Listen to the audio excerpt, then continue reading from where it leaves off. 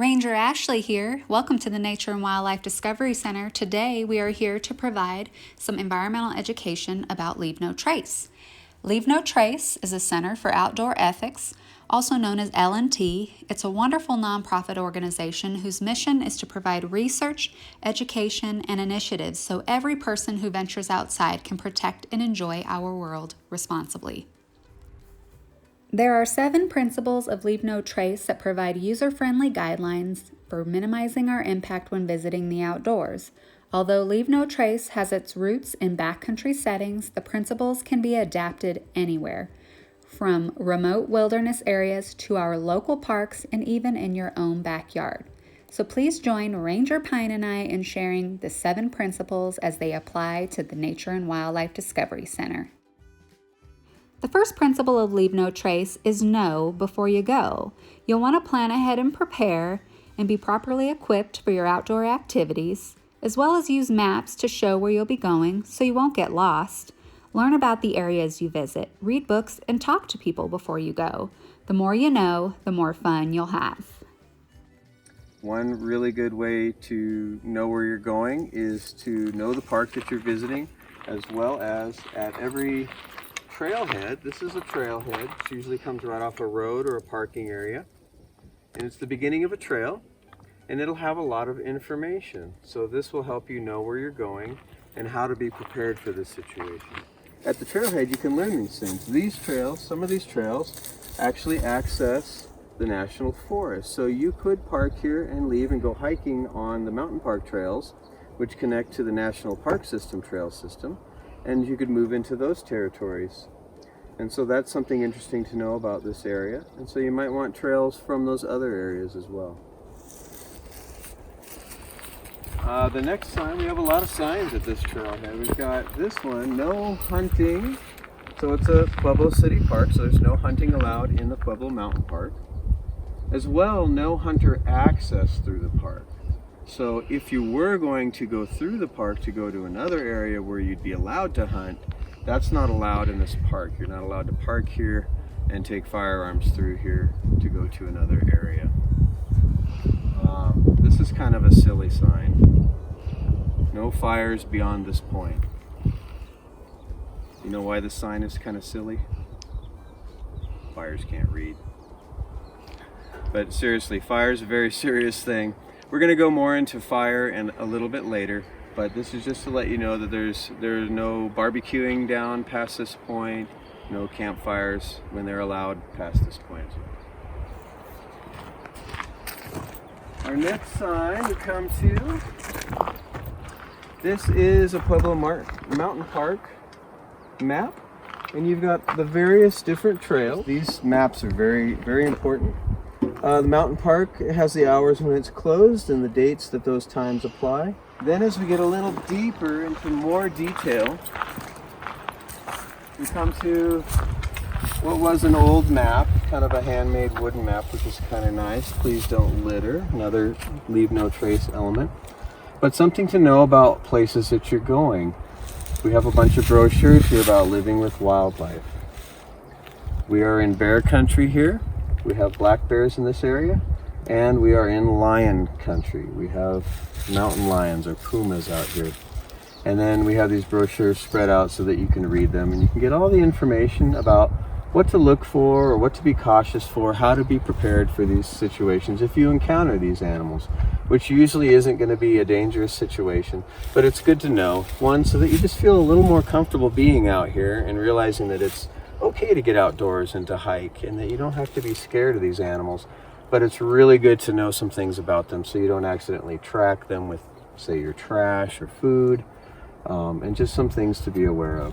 So it's always good whenever there's signage and there's information at trailheads, I always read all of the information I can so that I'm better prepared. The second Leave No Trace principle is to choose the right path. You'll want to stay on the main trail and roadways to protect nature, and watch where you step. Steer clear of flowers or small trees. Once hurt, they may not grow back. One of the important principles of Leave No Trace is to choose the right path. I'm standing on a trail. This is what we call a durable surface. It's going to handle my foot traffic through here. I'm going to be compressing this trail when I walk on it, but that's good. It's going to help maintain the trail. It's going to keep things from growing here. What we don't want to do is have a lot of people traveling off the durable surface. It's okay to go out by yourself and explore, but if the same people use the same spot, it can cause a lot of damage. As we're moving up this hill, if we were to go straight up this hill, it would be kind of difficult too. So trails are wisely designed with things called switchbacks, which is what we call these little corners right here. And a switchback has a couple of benefits. One, it makes the trail that we're hiking on less steep. The grade is not so steep, so we can move up a steep hill by traveling a trail that has a less steep grade. As well, when it rains out here and water wants to move downhill, as it does, this trail helps kind of redirect it so that it's not causing a lot of environmental damage.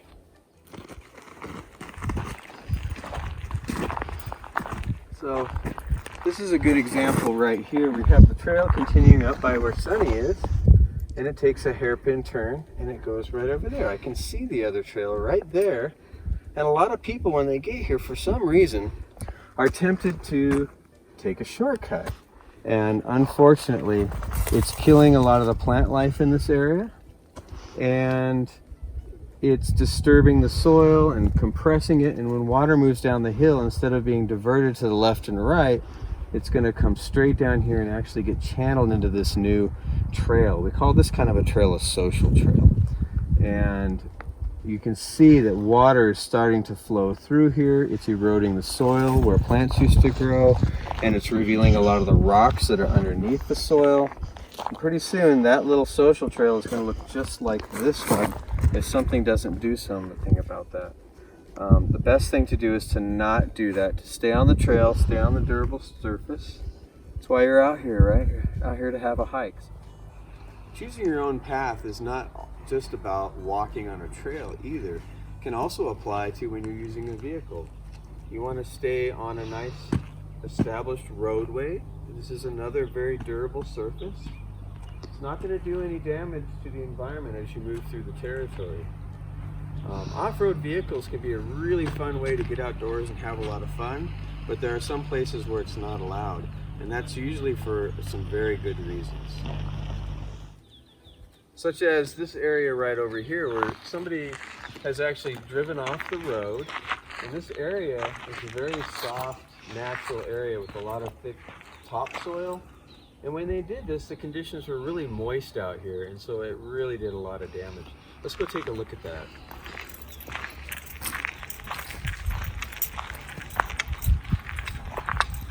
See that they drove right through here. Since then, we put a few rocks here to keep people from doing that. But you'll notice these really deep ruts. And this vehicle is very heavy, and it's really compressed the soil. The soil is a combination of many things. It has a lot of decomposing plant and animal matter, some mineral matter. It has air and water. But when a place like this gets compressed like that, a lot of that air gets squeezed out, and a lot of the microbes that normally do a lot of the decomposition of all this natural material won't be able to do that in these areas. Plus, this area will probably catch a lot of moisture and rain. It's really changed the area. This would be a good example of not leaving no trace. This is a very big trace. This damage actually in a wild land area like this will last a long time, maybe 100 years. The third leave no trace principle is to trash your trash. If you pack it in, you need to pack it out. Dispose of litter, even crumbs, in the trash can or take it home. Use bathrooms or outhouses when available. But if not available, and you must go in nature, be sure you're 100 big steps from a water source. Be elusive like a cat and bury the evidence. And be sure to pack out your teepee in a plastic bag. So we're in a nice picnic area, one of the picnic areas at the park, but I did notice a little bit of trash. Now it's not my trash, but this is my park. I like to make the world the place that I want to see. So what I do is I usually have a lot of different kinds of gloves. I think a lot of us have a lot of these kind of gloves around right now, hopefully. So that's a good kind of glove. And go ahead and pick up trash, a little bit more here. And now this is really nice and natural and beautiful. It's good to protect yourself. And then we want to dispose of this in one of these receptacles here. So this is a bear-proof trash can. We want to take care of our bears, and that means we don't want them to get habituated or get used to food or food trash. A lot of these things might smell like food still. This particular one, bears can't get into it. And if you put your hand in here, there's a button you would push, and then you can release it. And throw the trash away where it can be taken care of properly. And it's closed. You do want to make sure that you don't leave it like this or the bears can get in there. You want to make sure the seat's nice and solid. Another aspect of trash or trash can be a situation like this where we have some orange peels here. Now, if you're out on a trail and you're eating an orange and there's no trash cans around, you really can't trash our trash very well in a trash receptacle, but I always bring one of these, nice and thin. I can put it in my pocket or my pack, and it's just a regular shopping bag. And so that could be something that I can pick these things up with, put them in here, and pack it out. If I was eating an orange, this is what I would want to do if I was in the backcountry too, or just on a trail where there's no trash cans. I would just want to take that waste with me. Pack it in, pack it out. Another interesting thing about orange peels, a lot of times people think, well, this is organic, it's going to just compost and go back to nature, it's natural. But oranges don't grow here. This is not where oranges come from. So because of that, the same little microorganisms that would normally be decomposing this don't live here as well. So this orange peel actually, it's probably been here a long time. It's kind of hard as a rock, breaks off, it's kind of fragile. And this will just lay here for years to come. It's not going to decompose and turn into soil matter because it's not part of the local ecosystem. So another piece of pack in what you pack out, or trash is when you're on your little hike with your furry friend and they decide to leave a little present out in nature. But I came prepared. Come here, Sonny. Actually, Sonny came prepared. He carries his waste bags right on his collar. What you want to do is take your doggy waste bag, or really any Ziploc bag or Walmart trash bag that you have. You don't want to leave this poop lying around. You put your hand in your bag, pick it up. That's fresh.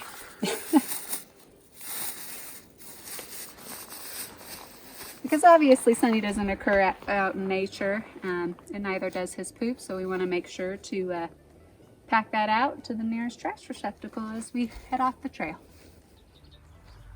Another aspect of trash or trash that you might not think about is how to take care of your own human waste. A lot of times parks, of course, have bathroom facilities, like we have a lot of pit toilets out here for people to use, but because of the CDC prescriptions against using those right now, they're off limits. So if you find yourself out here in a park situation, you're going to have to do what we normally would do in the backcountry, and that is bury your poop. So you're going to need to dig a 6-inch hole. Most trowels that you'll have, if you want to make sure, this is going to be part of being prepared when you come out here. So make sure you have a shovel. There's even some really cool ones that fold up really small. Most trowels are 6 inches. Another way to figure out or to consider what 6 inches is the length of a dollar bill. So a dollar bill is 6 inches, or this is about 6 inches. And so you want to find a nice spot. You don't want to just dig up plants. So look for a spot between some of the grasses here. Move some of these things aside, and there's a nice spot here between some grasses. Probably going to damage a little bit of the roots. But you're going to want to dig your 6-inch hole.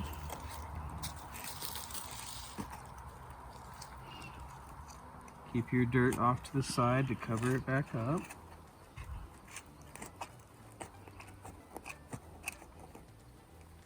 once you get that hole 6 inches, so it's the same depth as your trowel, then you could use this kind of like you would a toilet or a pit toilet. And you can put your waste in here, and then you're going to want to make sure that you carefully cover it up. Another aspect of leave no trace is make it look like no one was here. You can camouflage it. You can even have a little fun with camouflaging it, you know, like all fancy with it. No one was here pooping in the woods.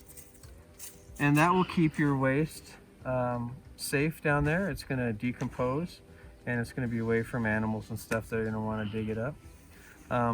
Another thing you're going to run into with that situation is going to be your toilet paper. Now, your toilet paper is not something that you're going to want to bury. This is something that you're going to want to pack out. So you're going to want to make sure that you have something like a Ziploc bag that you can use. You're going to want to put that in there. Have this ready as you're using this small toilet that you've made. You can actually put this stuff in while you're using it. It'd be a nice place to put it. You can seal that up safely, and that is also going to be part of your pack it in, pack it out. The fourth leave no trace principle is to leave what you find. You'll want to leave plants, rocks, and historical items as you find them so that the next person can enjoy them the same as you. A lot of flowers out right now. These are cute. These are called spring beauties. They're really beautiful. Here's a cool feather. This is a crow feather. Might be from a raven. That's very cool. Things like this, a lot of people, even myself, are tempted to take. You know, I might want to put it on my backpack or take it with me or take it home and show my friends. The best thing would probably be, though, to take a picture. We want to leave things as we find them. So I'll probably just leave this when I'm done checking it out. And there's a lot of cool things you can check out about feathers, how they come apart and how you can preen them like a bird's beak does to put them back. It's kind of cool. Beautiful flowers here too. Maybe you want to pick some flowers and take them home to mom. But if we want to respect wildlife and nature and leave things the way that we find it, we actually want to leave this plant here. The flowering part of the plant, of course, is its reproductive parts. That's what's going to get pollinated and make seeds and make more flowers next year. So if we keep picking these flowers, that's going to affect the wildflower population next year. So it's nice to just observe them, take your time with them, take some pictures, and leave everything here the way you find it. Leave no trace principle number 5 is to be careful with fire. Be sure that it's okay to build a campfire in the area you are visiting. Check with your local parks and fire departments in advance and abide by all park signage and current restrictions for your own safety and the safety of the environment and others.